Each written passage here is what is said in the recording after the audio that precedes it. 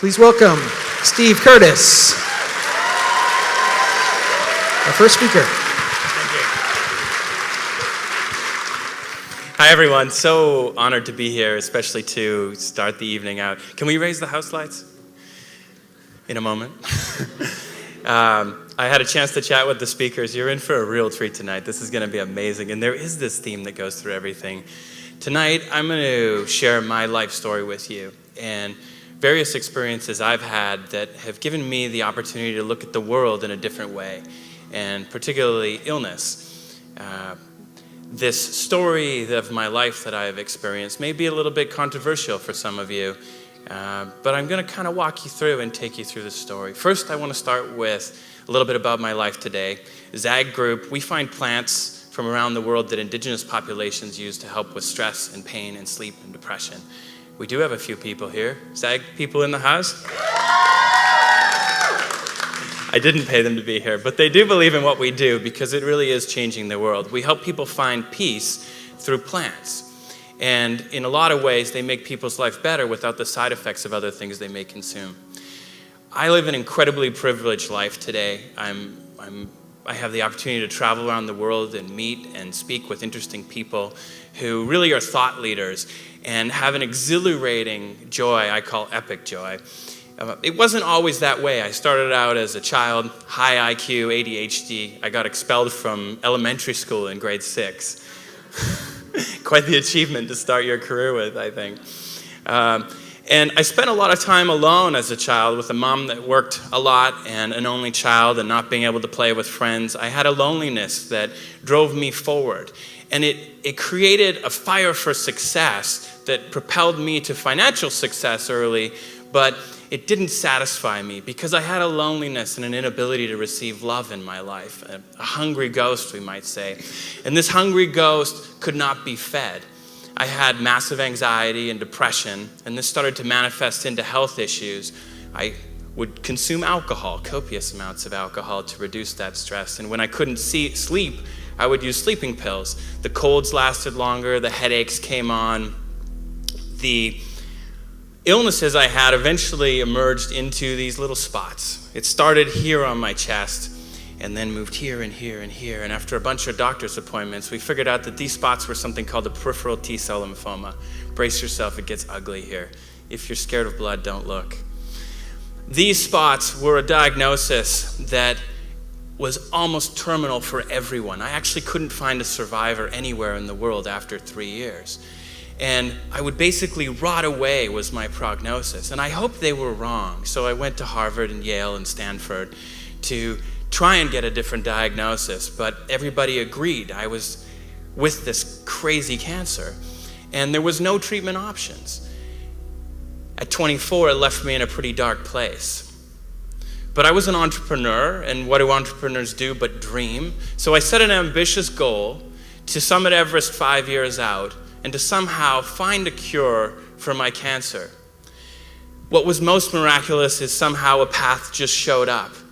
I started meeting people that were survivors that somehow had defied all the odds without treatment.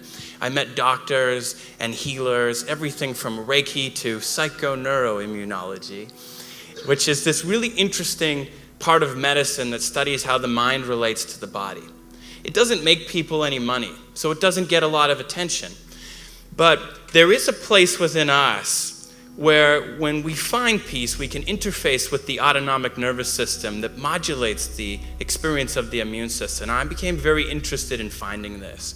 And I had this TSN turning point, as we call it, where I looked at my own blood under a microscope. This is called dark field microscopy. This is an immune cell. And as I saw it, I asked the question, is this cell alive?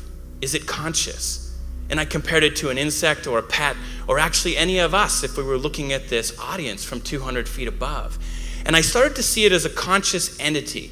My body, instead of just a body, is a community of 100 trillion cells that all had an opinion, that had life, that had purpose.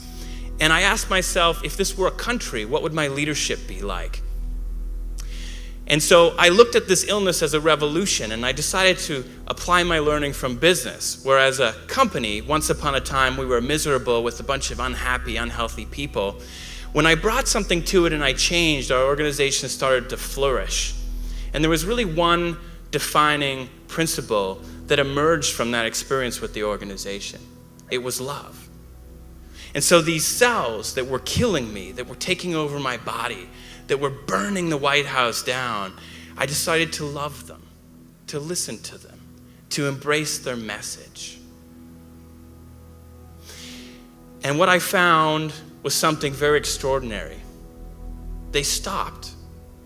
They stopped progressing. They stopped attacking. They started going away as I heard their message.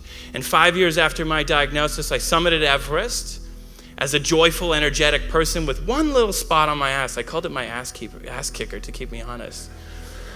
And when I came down, they were all gone. No treatment, terminal cancer, disappeared. We're 9 years later.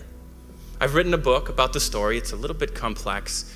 If anybody wants to help me review it and kind of go through and give me some feedback and tell me if you think I got it, I would love your help. Our URL's at the end. But this process that I've created, I'm very intent in bringing this to the world to help us, the people here, the loved ones that we share in our life who may struggle with illness of any kind. We've assembled a group of people under what we call the Perception Medicine Foundation. Some of these faces you may recognize, leading clinicians, researchers, healers, to ask the question, how does spontaneous remission happen? And to bring a method together where we take terminally ill people through a process and try to attempt to achieve what I achieved. This is what we're working on. And we just started filming this week. We started our strategy. And so this revolution is a revolution in a medical system that disempowers us, that sees us as economic centralization machines. And I see something different. I see our power through healing, through love, through peace and joy. And I want to invite you to come join me in this revolution.